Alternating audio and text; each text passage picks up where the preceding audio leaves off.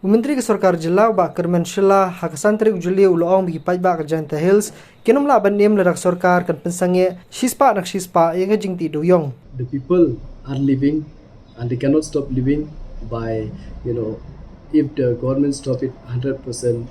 That's why I believe it is a new which the government has newly allowed through this mining.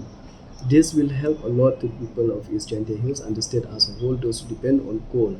But when it comes to that irregularities of checking or maybe that illegal transportation, that we don't have much.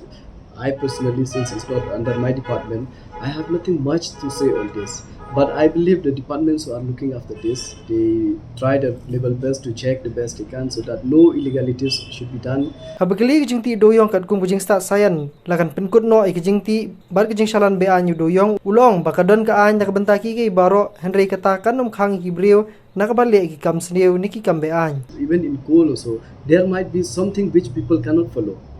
If they give a law or maybe they give some kind of mechanism where people can't follow it, it will not be so stringent that they will be suffocating and they will not be able to follow the rules.